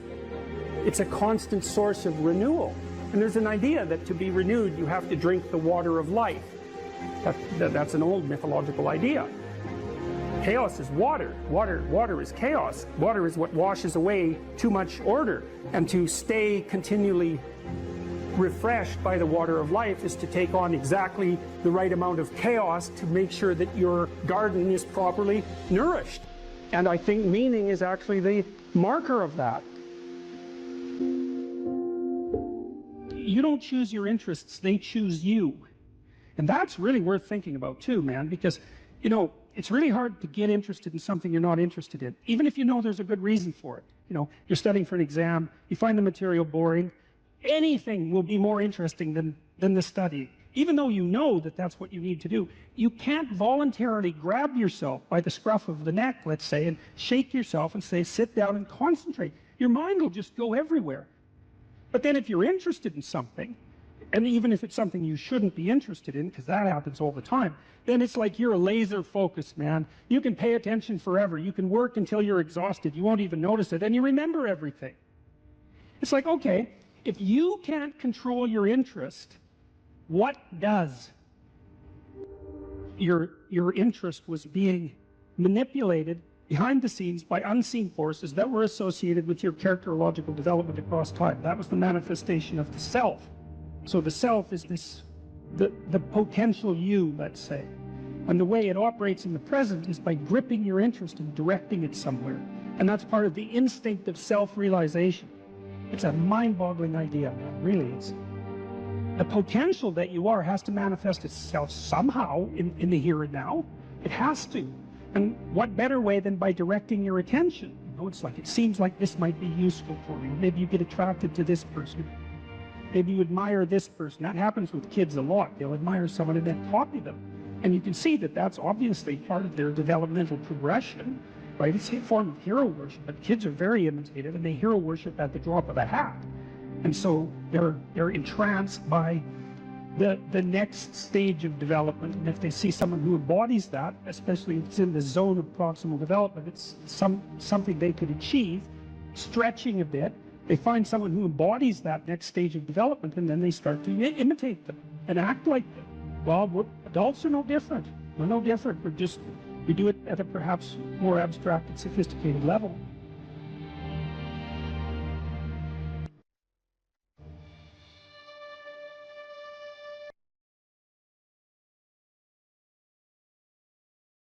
Put yourself together. And then maybe if you put yourself together, you know how to do that. You know what's wrong with you, if you'll admit it. You know there's a few things you could like polish up a little bit, that you might even be able to manage in your insufficient present condition. And so you might shine yourself up a little bit, and then your eyes will be a little more open, then you can shine yourself up a little bit more, and then maybe you could bring your family together instead of having them be the hateful, spiteful, neurotic, infighting batch that you're like doomed to spend Christmas with. So then you fix yourself up a little bit, and then you got to figure out, well, can you figure out how to make peace with your idiot brother? And probably not, because he's just as dumb as you, so how the hell are you going to manage that? And so then maybe you get somewhere that way, and your family's sort of functioning, and you find out, well, that kind of relieved a little bit of suffering, although it reduced the opportunities for spiteful revenge, and that's kind of a pain in the neck. And so then you get your family together a little bit, and you're a little clued in then, at least a bit, because you've done something difficult that's actually difficult. You're a little wiser, and so then maybe you could put a tentative finger out beyond the family and try to change some little thing without wrecking it. So, and that's the other message of the West. It's like, how do you overcome the suffering of life? And I'm not saying it's only the message of the West. How do you overcome the suffering of life? Is be a better person. That's how you do it. Well, that's hard. It takes responsibility. And I think, if you said to someone, you want to have a meaningful life?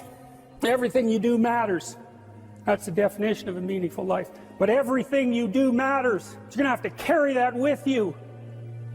Or do you want to just forget about the whole meaning thing, and then you don't have any responsibility, because who the hell cares? And you can wander through life doing whatever you want, gratifying impulsive desires for how useful that's going to be. And you're stuck in meaninglessness, but you don't have any responsibility. Which one do you want? Well, ask yourself, which one are you pursuing? And you'll find very rapidly that it isn't the majority of your soul that's pursuing the whole meaning thing, because, well, look what you have to do that. You have to take on the fact that life is suffering. You have to put yourself together in the face of that. Well, that's hard. Christ, it's amazing people can even do it. I'm stunned every day when I go outside, and it isn't a riot with everything burning. There's all these ruined people out there. They've got problems like you can't believe. Off they go to work and do things they don't even like, and look, the lights are on. It's a miracle, and we're so ungrateful. College students, the postmodern types, they're so ungrateful. They don't know that they're surrounded by just a bloody miracle. It's a miracle that all this stuff works, that all you crazy chimpanzees that don't know each other can sit in the same room for 2 hours sweltering away without tearing each other apart, because that's what chimps do. Anyways, so I got to the bottom of some things, at least as far as I can tell, so I told you what the bottom is, and then I got this idea about what you might do about it, which isn't my idea. It's an old idea. It's far older than Christianity.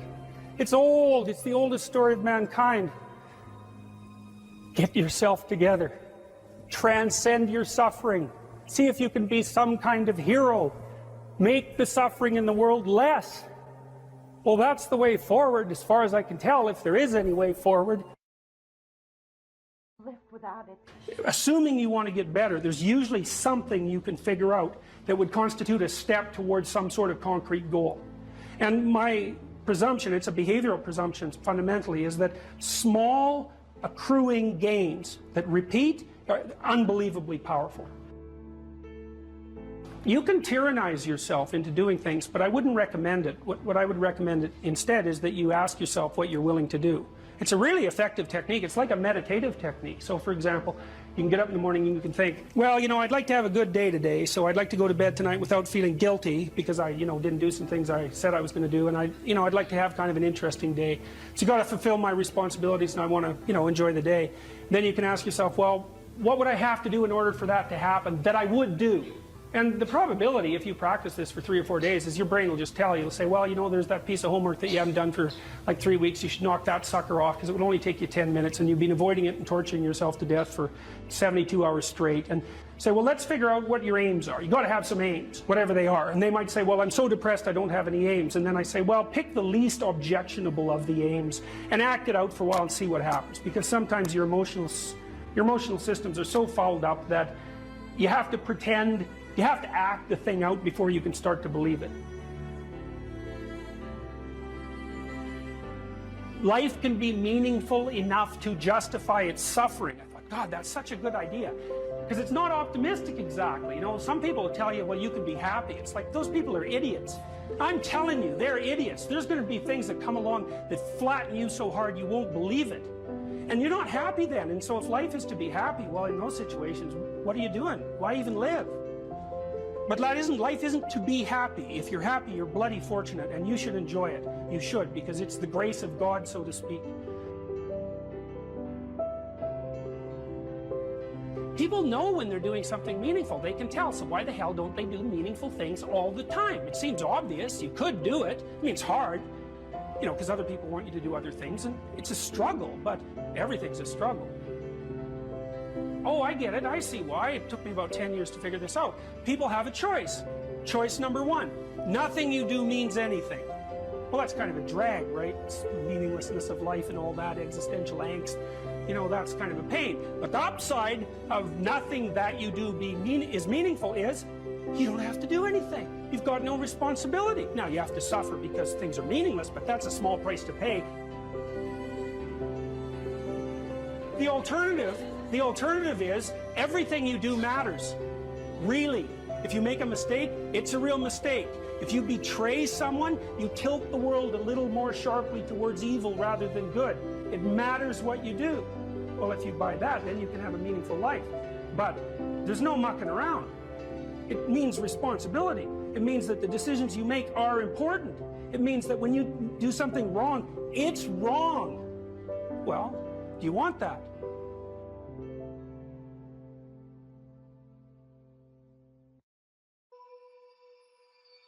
We should make a very clear distinction here that often when people are embittered and resentful and feel like they're victims, it's because really awful things have happened to them. Now, not always, but often. And so then the question is, well, if you're in a situation and something really awful is happened to you or has happened to you, then, well, why shouldn't you feel like a victim? And is there a better alternative? And part of what you were trying to lay out in this part of the book is what those better alternatives are. So part of looking for that hero is to find out from someone else's example. In your case, it was your mother, but these other sources that you described of people who were in a sort of hell in an undeniable sense, but who chose in a very real way to make it as good as it could possibly be given the circumstances. And so they had to turn to sources of power, let's say, and strength and fortitude and resilience that weren't, in some sense, obviously associated with the catastrophe. I mean, in your mother's case, it's a pretty tragic situation. She's a young mother, she has young kids, now she has breast cancer, and she fights a losing battle over a period of 5 years. That's pretty bad.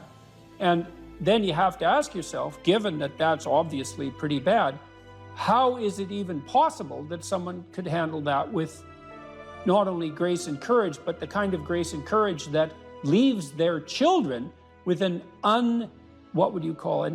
immovable sense of the ability to prevail in the face of the deepest adversity? I mean, that's really something. You said here, thousands have come before you and they did just fine. So quit your complaining. And it's not because you have nothing to complain about. That's not the case. It's that that's not the right approach.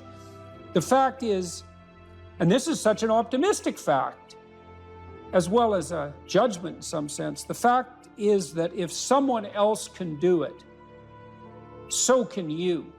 And that's something, right? If you're reading about the great heroes in history, people who are in these terrible situations, and you see someone rise to the occasion, and then you can say, well, that was a person who did that, and I'm a person, and so maybe I have that capacity too, even though I don't know how to approach it.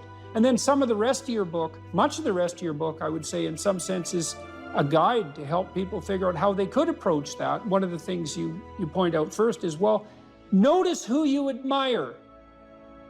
And then maybe try consciously practicing becoming like that. And you know, people are very, very, very, very tough. And it turns out that if you face things, that you can put up with a lot more than you think you can put up with, and you can do it without becoming corrupted. And she did recover quite fully, and much as a consequence of her own machinations, because she figured out what was wrong with her and then took the necessary steps to fix it, which is nothing short of a bloody miracle as far as I'm concerned. And anyways, part of the cat bit is I actually start by talking about our dog, who actually died about a year ago, but he's still alive in the book. I let people know, because dog lovers love dogs, and if you love cats, then they think you don't like dogs, and then they don't like you. So I also point out at the beginning of the chapter that, if you want to pet a dog on the street, that's okay too, so you don't have to get up in arms about it. But the idea is that, you have to be alert when you're suffering. You have to be alert to the beauty in life, the unexpected beauty in life. And that's kind of what I was trying to get across with the idea of the cat. There's this cat that lives across the street from us called Ginger, and Ginger's a Siamese cat. And cats really aren't domesticated, technically speaking. They're still wild animals, but they kind of like people. God only knows why, but they do, And so Ginger will come wandering over, and our dog looks at her, but they're friends, and she rolls over on his back, and Seiko used to, nose her a bit, and then she'd kind of mosey over and let you pet her if she was feeling like it that day. And, you have to look for that little bit of sparkling crystal in the darkness when things are bad. You have to look and see where things are still beautiful and where there's still something that's sustaining. And, you narrow your time frame and you be grateful for what you have, and that can get you through some very dark times, and maybe even successfully if you're lucky. But even if unsuccessfully, then maybe it's only tragic and not absolute hell. And you can do that, in the worst situation. You can make it only tragic and not hell. And there's a big gap between tragedy and hell. There's nothing worse at a deathbed than to see the people there fighting. The death is bad enough, but you can take that, as terrible as it is, and make it into something that's absolutely unbearable. And maybe I think, and this is sort of what I closed the book with, this idea is that if we didn't all attempt to make terrible things even worse than they are, then maybe we could tolerate the terrible things that we have to put up with in order to exist, and maybe we could make the world into a better place, and it's what we should be doing and what we could be doing, because we don't have anything better to do. And that's what the book is about, and that's the end of 12 Rules for Life. When I talk to people about doing the future authoring program, they often put it off, and it's not surprising because it's hard. But it's more than that. They think, well, I don't know how to write. I'm going to do a bad job. I don't really like assignments. I'm going to have to do it perfectly. I need to wait till I have enough time. And like one of those is enough to stop you cold, and all 5 of them, you're just done. And so I tell people, do it haphazardly, a tiny bit at a time, and badly, because you can do that. I tell my students when they're doing their thesis, master's thesis, write a really bad first draft. And then we have a little conversation about that, because they don't think I mean that. Because it sounds like a cliche in some sense. It's not a cliche. It's not a cliche at all. It means you're a terrible writer, but if someone put a gun to your head and said, you have to have your 100-page thesis done by next Monday, or I'll shoot you, but I don't care how terrible it is, you would sit down and write it. And the thing is, then you have it, right? Then you have something, and then you can fix it. You can iterate and fix it. That bad first draft, that's the most valuable thing. And so that's what you need. You need a bad first draft of yourself. And there's an idea that Jung developed about the trickster and the jester, the comedian, right? That the trickster is the precursor to the savior.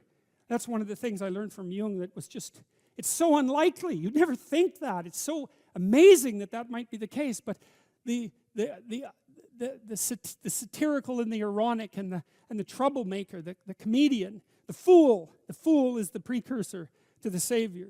Why? Because you're a fool when you start something new. And so if you're not willing to be a fool, then you'll never start anything new. And if you never start anything new, then you won't develop. And so the willingness to be a fool is the precursor to transformation. And that's the same as humility. And so if you're going to write your destiny, you can do a bad first job. You're going to get smarter as you move forward. That's the thing, is that, so something beckons to you. That's what happens here. Maybe the star that Geppetto wished on was the wrong damn star, but at least it was a star, right? At least it was in the sky. At least it moved him forward. And so you say in your life, well, something grips you and fills you with interest. And you think, well, should I do that? And the answer is, if not that, then something. What if it's a mistake? It's a mistake. Rest assured. What do you know? You're going to stumble around, right? And what's going to happen is this. You're going to not stay in stasis. You're not going to wander around in circles. And I see people like that. They said, well, I never knew what to do, and now I'm 40. It's like, that's not so good. That's not so good. And you might say, well, and there is a literature, too, that suggests that people are a lot more unhappy when they look back on their lives about the things they didn't do than they are about the mistakes they made while they were doing things. And so that's really worth thinking about, too, because there's redemptive mistakes. And a redemptive mistake would be a mistake that you make when you go out and try to do something. You know, you think, okay, I'm going to try to do this. When you're not good at it, you make a bunch of mistakes. It's like, what's the consequence if you pay attention? Is you're not quite so stupid anymore. That's the thing, is you've been informed by the results of your errors. And so what happens is you follow the beacon, you follow the light. And you're blind, so you don't know where the light is. It's dimly apprehended only, and you're afraid to follow it. But you decide to take some stumbling steps towards it. And as you take stumbling steps towards it, you become illuminated and enlightened and informed because of the nature of your experience, because you're pushing yourself beyond where you are, and you're going into the country that you have not yet been in, and you learn something. And so what happens then is the star moves. You move 10 feet towards it, and you think, no, that's not right. I didn't get it right. It isn't there. It's actually there. And so then you see it somewhere else, and you shift yourself slightly, and you move forward. And that's what happens, is that you continue as you change. The thing that guides you forward moves, right? It's like God in the desert in Egypt. The pillar of light that you're following, it's moving. It's not a permanent thing. You move towards it, it moves away, it guides you forward. And so you say, well, is what I'm aiming at paradise itself? And the answer to that is no, because what do you know? You couldn't see paradise if it was right in front of you, but you might get a glimmer of it. And so you move towards it, and you grow. And then the next time you open your eyes, you see a little bit more clearly. And that's what happens, is that just happens over and over, right? It keeps moving. And so you move like this. But the thing that's so cool is that all those zigs and zags, you say, and each of those zags and zigs is a catastrophe. I hit a wall, my God, and then I had to die a little bit, and I barely got back up. It's a phoenix transformation at each turn, and it's painful. But the thing is that even though you've traveled 20 miles, let's say, on that road, and you've only moved 3 miles forward, you've moved 3 miles forward instead of falling backwards, because that's the thing too, is that if you stand still, you fall backwards. You cannot stand still, because the world moves away from you if you stand still. And there's no stasis, there's only backwards. And so if you're not moving forwards, then you're moving backwards. And that's more of the underlying truth of the Matthew principle. To those who have everything, more will be given. From those who have nothing, everything will be taken. It's a warning. Do not stay in one place. well, as you zig and zag, maybe the cataclysm of each transformation starts to lessen. There's not so much of you that has to die with every mistake. And maybe you end up oriented at least reasonably properly. And if you were sensible, that would have been your trip. But it wasn't, right? It's that. And perhaps it's a lot worse than that. Perhaps there's no shortage of backtracking. But it doesn't matter, because as you stumble forward, you illuminate and inform yourself. And perhaps that's partly because the world is made of information. And if you encounter it and tangle with it, then it informs you, and then you become informed, and then you're information, and then you're ready. You know, if you take people, and I've told you this, and you expose them voluntarily to things that they are avoiding and are afraid of, you know, that they know they need to overcome in order to meet their goals, their self-defined goals. If you can teach people to stand up in the face of the things they're afraid of, they get stronger.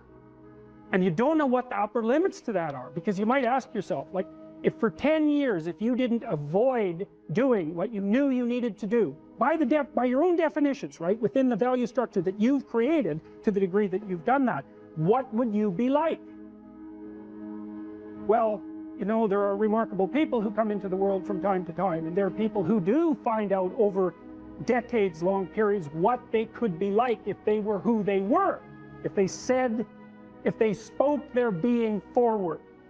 And they get stronger and stronger and stronger, and we don't know the limits to that. We do not know the limits to that. And so you could say, well, in part, perhaps the reason that you're suffering unbearably can be left at your feet, because you're not everything you could be, and you know it. And of course, that's a terrible thing to admit, and it's a terrible thing to consider, but there's real promise in it, right? Because it means that perhaps there's another way that you could look at the world, and another way that you could act in the world. So what it would reflect back to you would be much better than what it reflects back to you now. And then the second part of that is, well, imagine that many people did that, because we've done a lot as human beings. We've done a lot of remarkable things. And I've told you already, I think before, that today, for example, about 250,000 people will be lifted out of abject poverty, and about 300,000 people attached to the electrical power grid. We're lifting people out of poverty collectively at a faster rate that's ever occurred in the history of humankind by a huge margin. And that's been going on unbelievably quickly since the year 2000. The UN had planned to have poverty between 2000 and 2015, and it was accomplished by 2013. So there's inequality developing in many places, and you hear lots of political agitation about that. But overall, the tide is lifting everyone up, and that's a great thing. We have no idea how fast we can multiply that if people got their act together and really aimed at it. Because, you know, my experience is with people that we're probably running at about 51% of our capacity. I mean, you can think about this yourselves.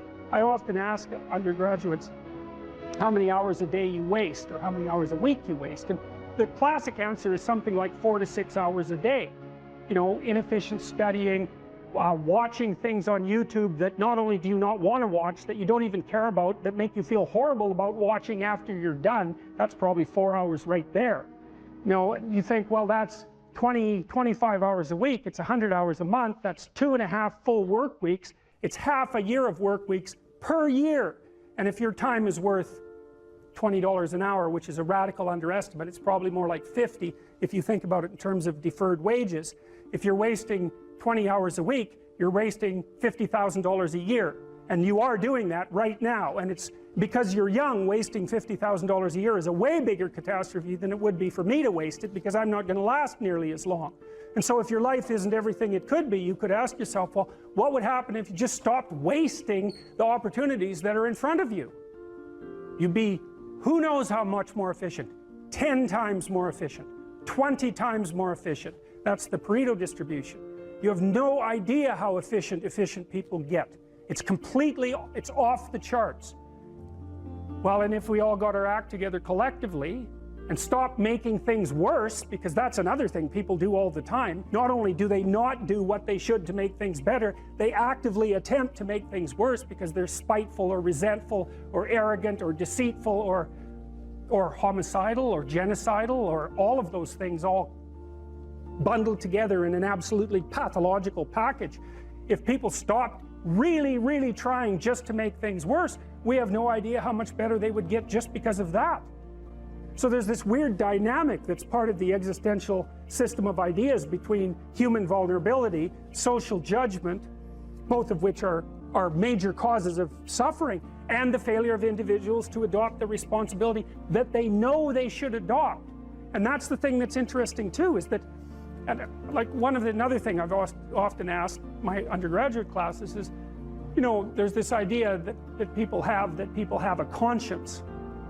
And you know what the conscience is. It's this feeling or voice you have in your head just before you do something that you know is stupid, telling you that probably you shouldn't do that stupid thing.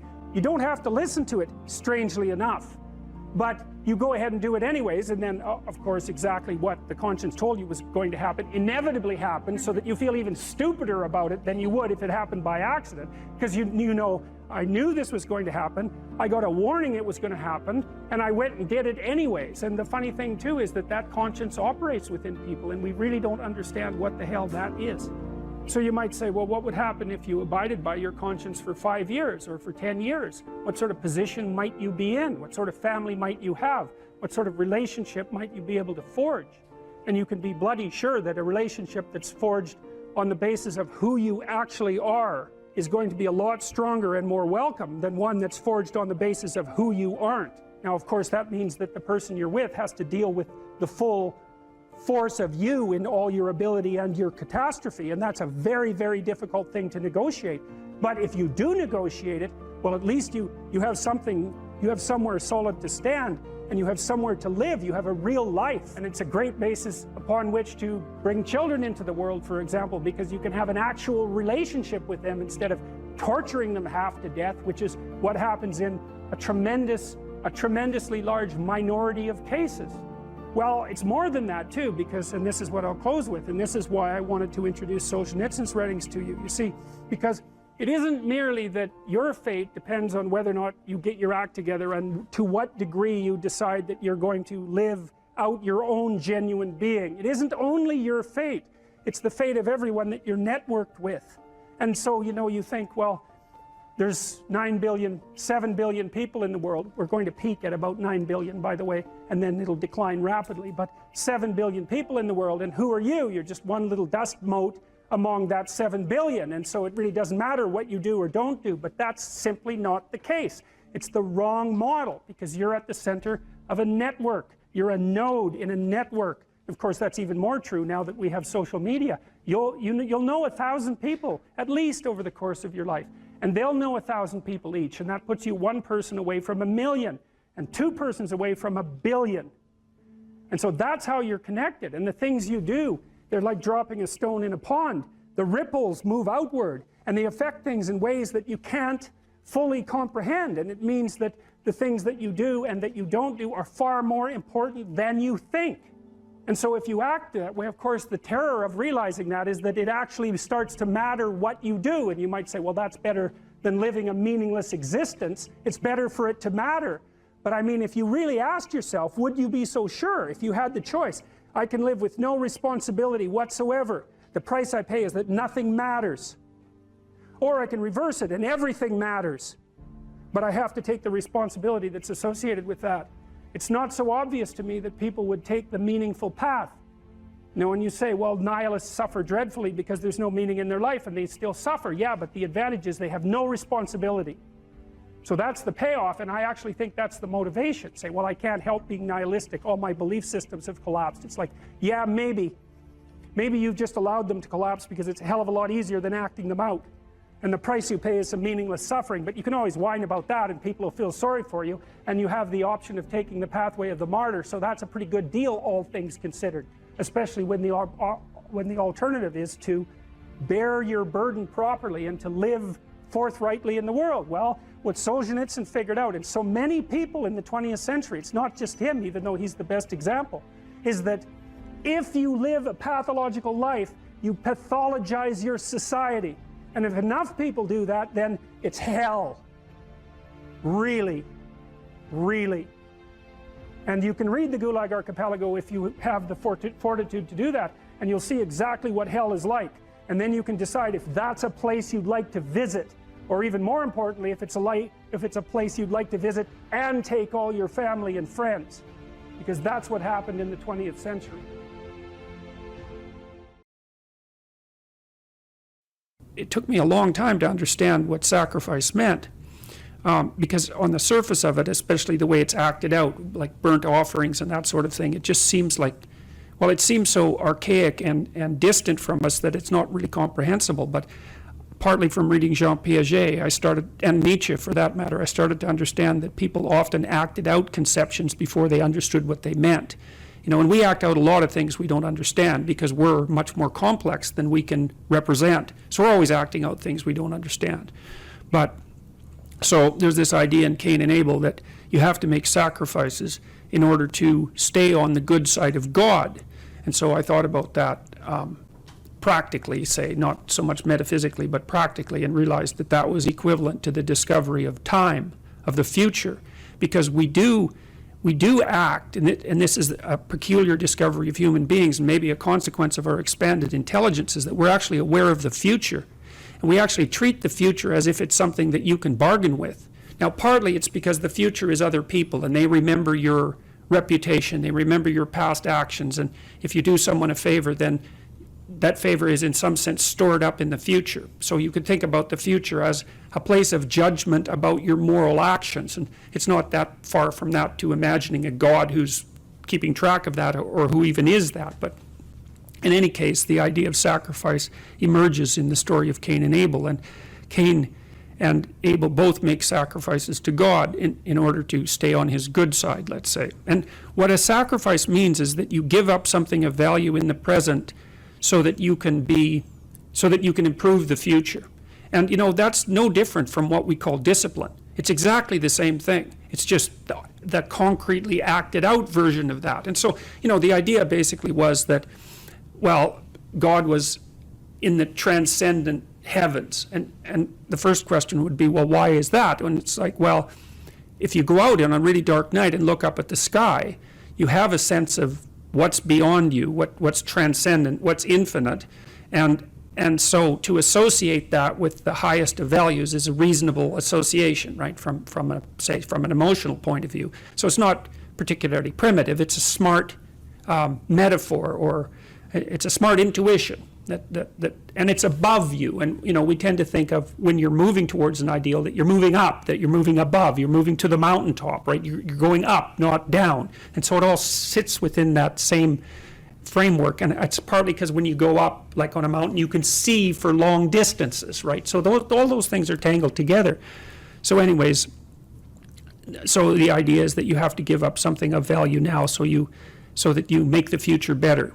And sometimes it's even something you love now, and that's a good example too, because often the things that stop us from moving forward are our attachments to things that we should no longer be attached to, right? And in fact, you can almost make that definitional. If you're not moving forward in your life, there's a high probability that you have some idea or some mode of action or some habit that you're so in love with that you won't let go of it. So all right, so Cain and Abel make sacrifices, and there's kind of a hint in the story that it's just a hint that Cain's sacrifices are sort of second rate. But in any case, it's ambivalent, hey?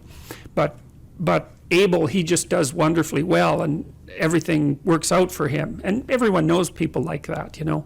And so God accepts his sacrifices, but for some reason he rejects Cain's. And maybe it's the arbitrariness of God, or maybe it's because Cain's heart isn't in the right place when he's making his sacrifices, which is more likely.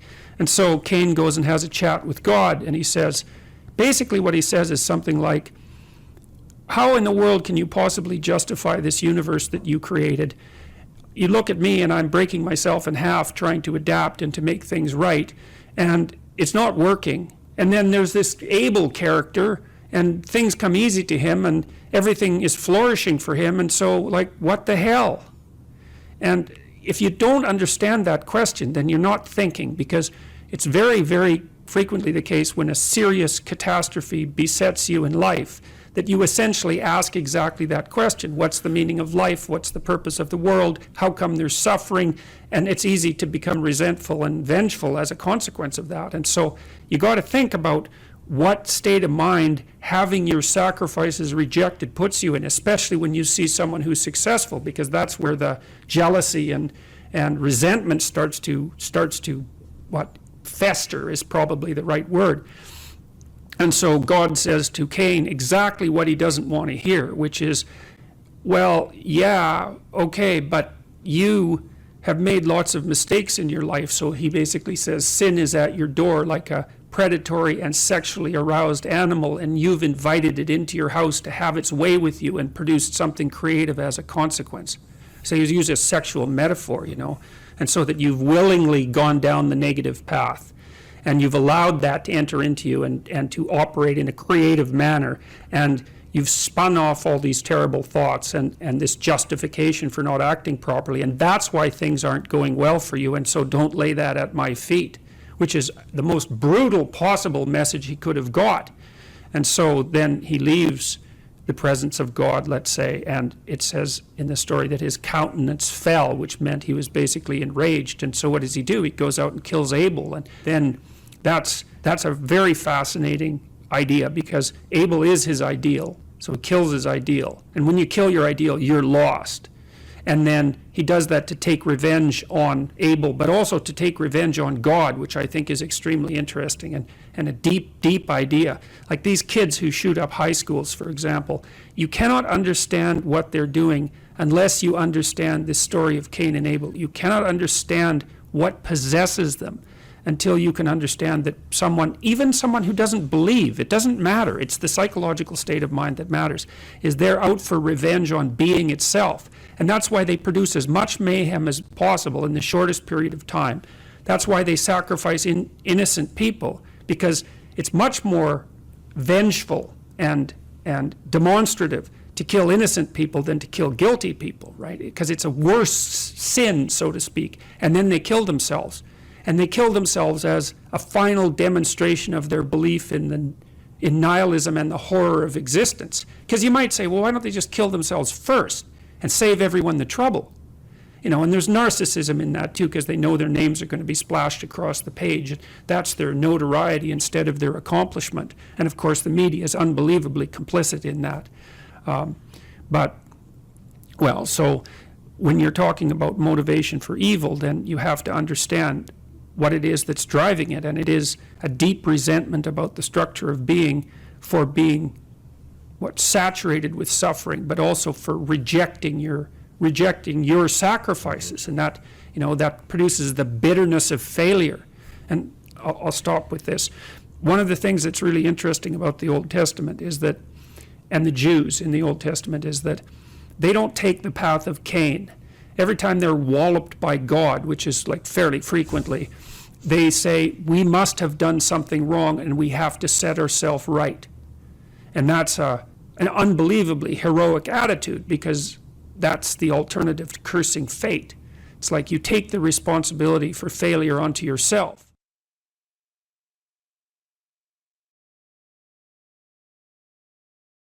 If you're suffering, you are obligated, in a sense, to hold on to whatever rope someone throws you. Life can be meaningful enough to justify its suffering. You can tyrannize yourself into doing things, but I wouldn't recommend it. What I would recommend instead is that you ask yourself what you're willing to do. It's a really effective technique. It's like a meditative technique. That's when life is worthwhile.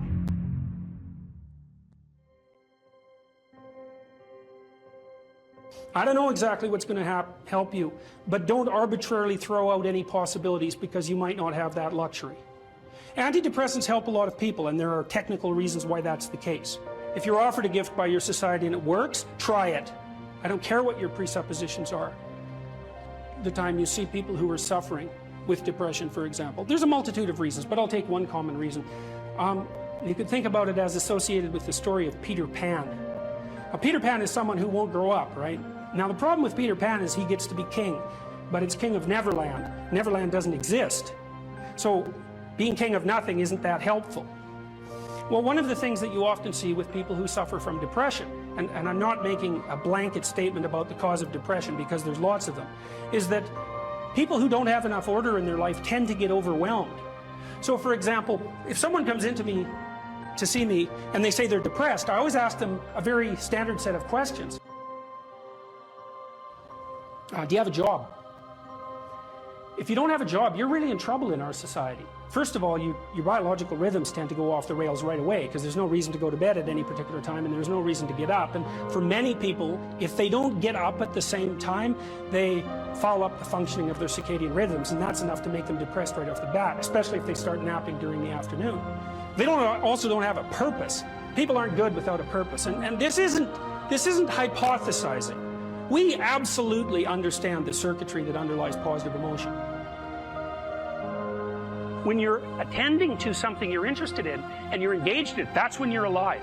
That's when life is worthwhile. It's so worthwhile that in those moments you don't even ask the question about it. The question itself goes away because the meaning that you're united with is so powerful that it can push back the adversity that would otherwise characterize life. Nietzsche said, the person who has a why can bear any how.